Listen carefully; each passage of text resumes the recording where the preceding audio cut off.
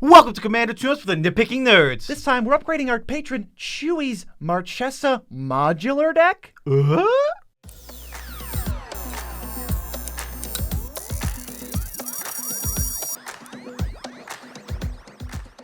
I'm your host, Joe Cherries. I'm your host, Beezy, and that makes us the Nitpicking Nerds. We're bringing you videos every single day forever. You know, 100 years from now, there's going to be a Nitpicking Nerds video on May 5th, 2122.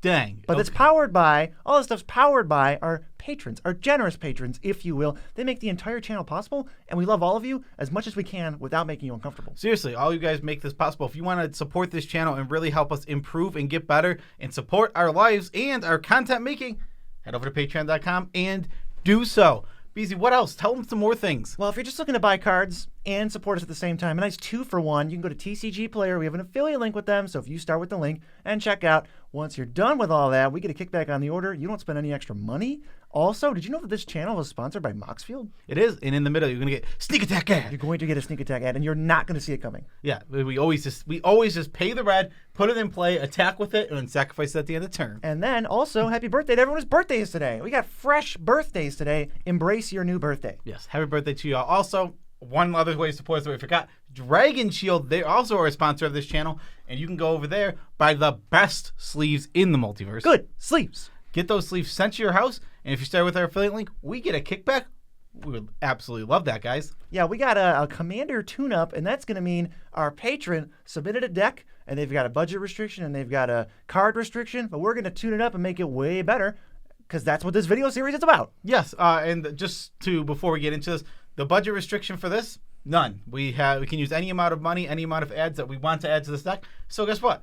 We're going to do that. And on top of that, the only restriction for the deck, keep it the modular theme. Modular is an ability where creatures enter with counters, whatever, it's like modular 3, they enter with 3 counters on them. Then when they die, they can move those counters onto any other creature. Artifact creature. Artifact creature. I said that. Did you not hear me? I think I somehow knew you were going to not say it. I think you just misheard me. I must have. Any other artifact creature, and if we put more counters on it, like say it has modular 2, but we put 7 more counters on it, we can move those 7. There's now 9 counters somewhere else. And modular sucks. Modular is like one of the weakest possible abilities in Commander. But what if we put Marchesa the Black Rose in the command zone? She's got Dethrone, other creatures you control have Dethrone, and whenever a creature you control with a +1/+1 counter on it dies, you bring it back to the battlefield at the beginning of the next end step. So, with modular creatures entering with +1/+1 counters on them already, whenever they die, they're always going to come back, and they're going to come back with more counters. The key to this is to keep Marchesa on the battlefield so that we can consistently sacrifice our modular creatures, and once we do, we put those counters other places, and we just keep getting bigger, bigger, bigger, and, well, bigger. If a creature has modular 2, let's say, and we have a sack outlet, well, we can sacrifice it 4 times in a turn cycle, and it'll put 8 counters on something and never even die. So this is all just free value. Yes, it's just free counters all over the place. So the first thing we got to do before we get into the changes we made in the deck, we have to tell you what were the best cards already in this deck. The first card is Arcbound Ravager. It's got modular 1, but it has this awesome ability, sacrifice an artifact, put a +1/+1 counter on it, meaning that when it dies, its modular ability is going to put those counters wherever. This is the best sack outlet. It makes more counters. It goes totally insane. This card is perfect. Literally perfect for what our deck wants. It's just going to be throwing counters all over the place. We're going to want it every single game. We also got Scrapyard Recombiner. Obviously, he's a construct. Great. He has modular. Those are all cool things. We're going to be spamming the counters over and over. And he's going to sacrifice artifacts to go find more modular creatures because they're all constructs. We have 10 constructs in the deck, I believe. Yeah, it's really cool. This guy is just great. Perfect. Again, perfect for our deck. Mindless Automaton is going to hold the counters really well because he's going to turn them into cards.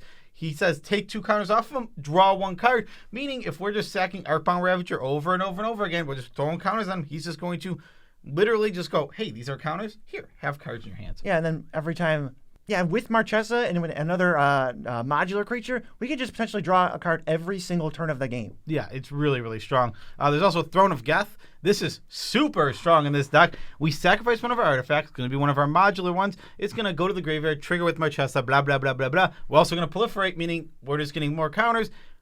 building up. That's what we're going to do. When we're sacrificing your creatures, we're building up more counters.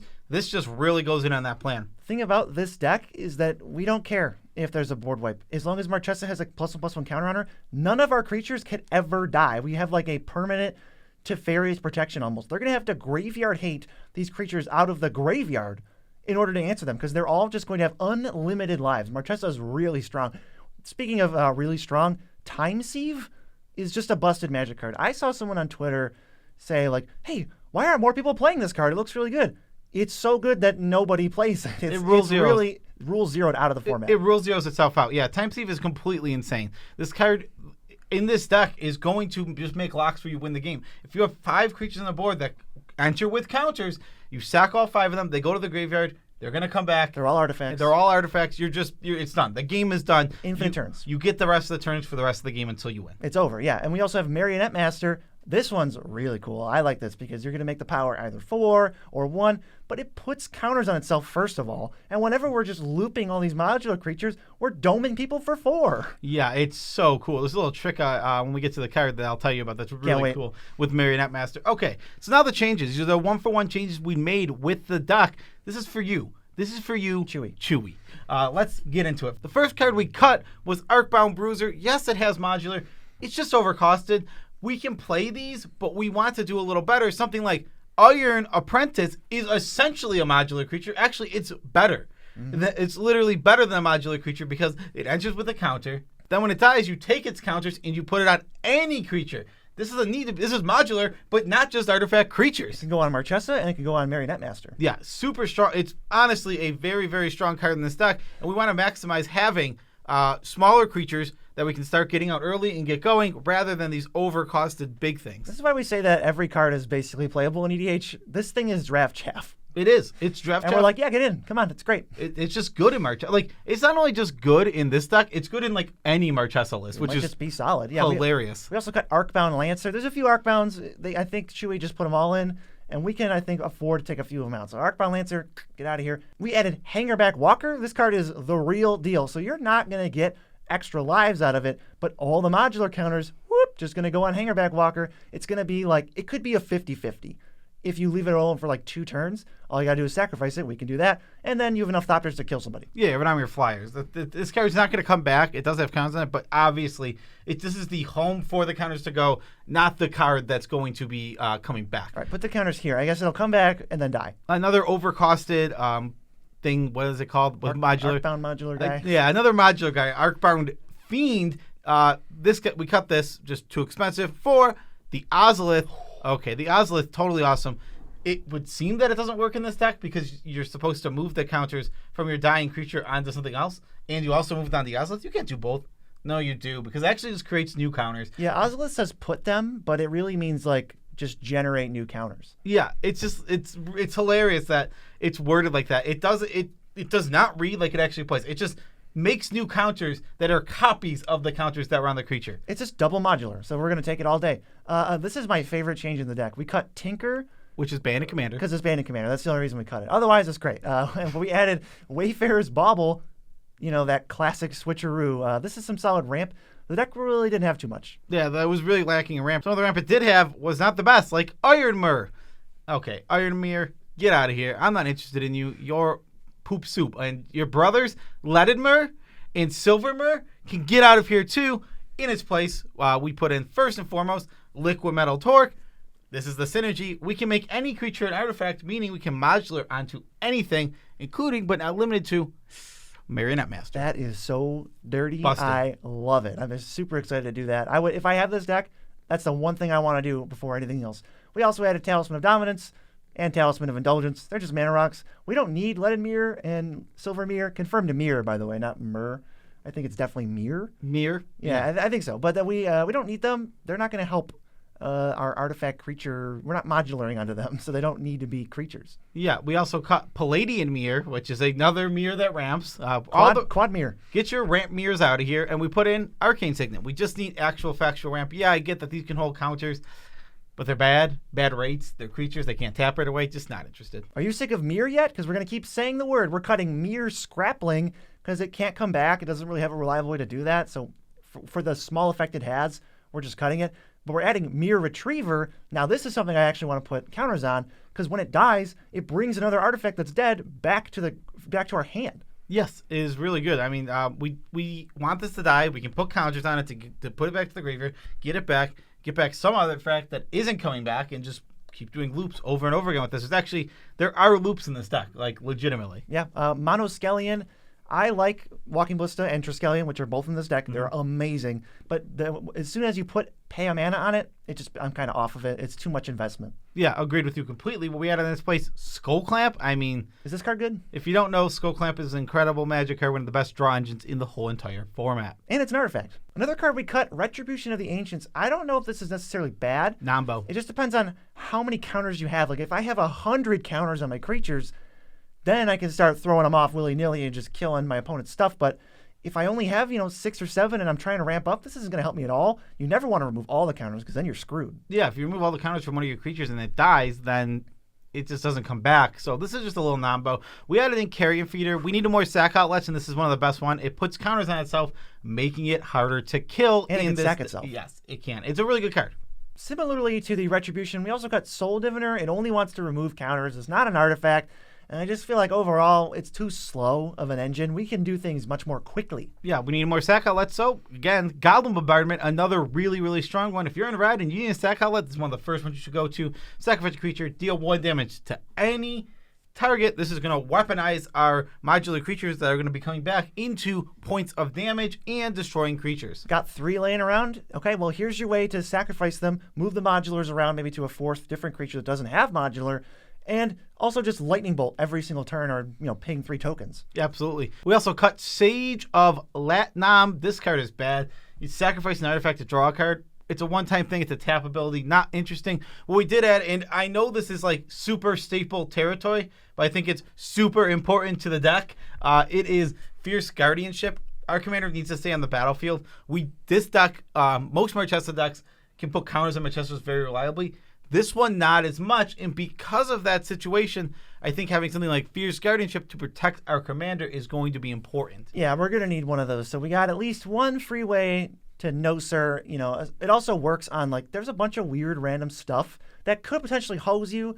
No one's really going to play it, but you can maybe expect one of those weird things every couple games where they're, trying to play Farewell or something. It's like, uh-oh, but we just stop it. Yeah, exactly. We also cut Master Transmuter. We don't really want to bounce things back to our hand.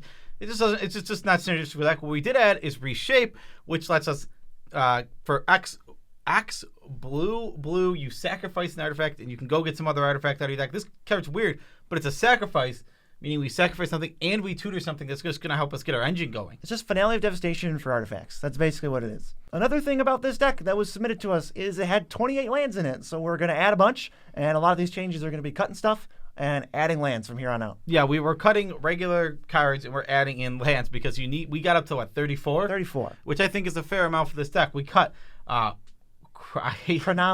Chronometon. Do, do, do, do, do.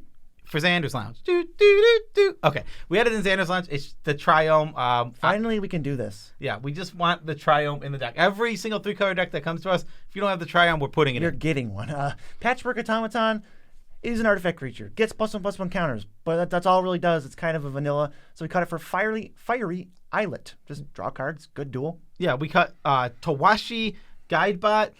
It's cute, it's decent, but we don't want a slow Phyrexian Arena. That's not how we want to draw cards.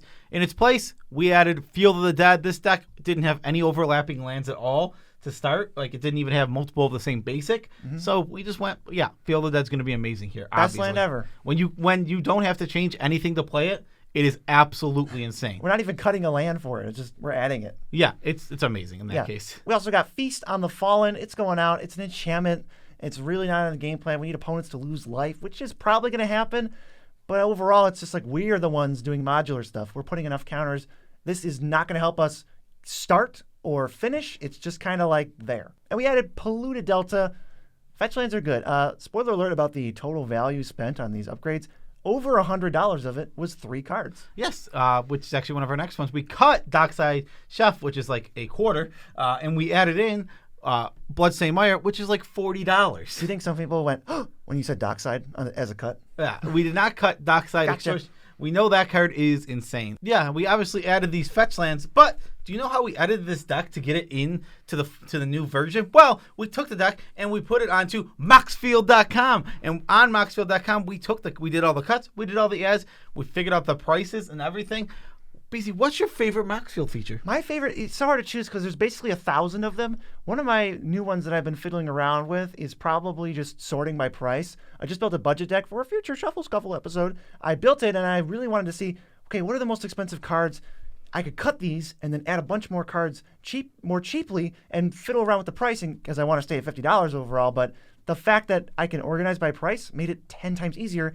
I wouldn't have even bothered. I would have just ended up with a worse, less price-efficient deck if I wasn't using Moxfield.com. Sorting by price is absolutely an amazing thing to do when you're building on a budget. We're actually building budget decks for Tier 1 Con, which we will be attending at the beginning of July. In Sweden? Yeah, there's a tournament there, and it's going to have cards that be under 79 cents. I can literally sort, click it, there's a button, click it, say use cheapest versions. It'll update your deck to the cheapest versions of the card. Then I can just hover over the card. The price will be right there, and I'll know, is this card under 79 cents? Yes or no?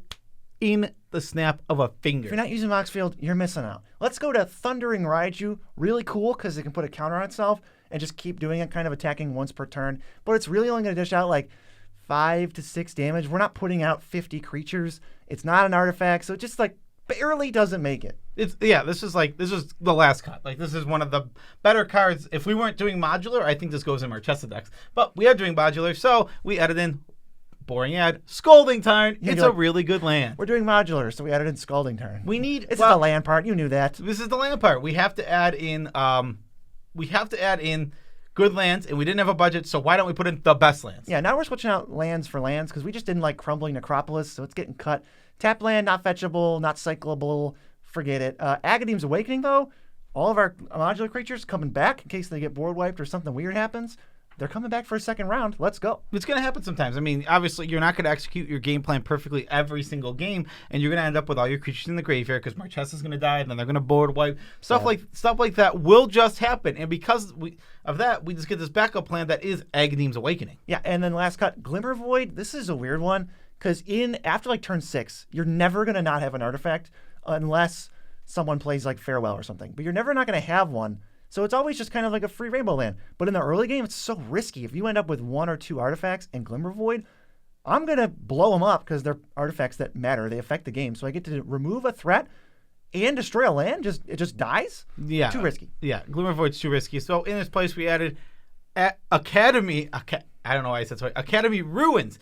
Yeah, so Academy Ruins just lets us put our best thing back on top to draw it whenever we want. So now we got to go over the stats. Total budget for this deck. Well, there wasn't one. We spent $292.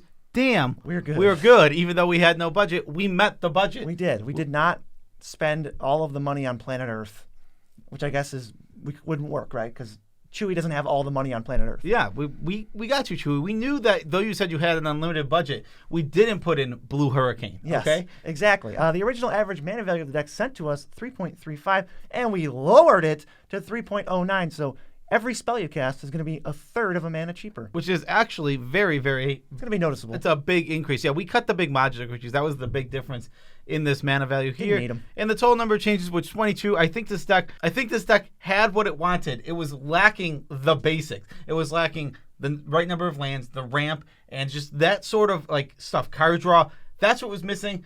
What the deck's focus and the game plan was, it was there. It just needed the essentials. That's why we added so few +1/+1 counters cards. They're all there. The deck's great. You should go check it out. And if you want to check out another video where we upgrade a patron's deck, we did Edgar Markov. It's actually right next to me. Yeah, Edgar Markov's pretty dang cool. Go check out what we did to this deck. Peace out, Trap Scouts.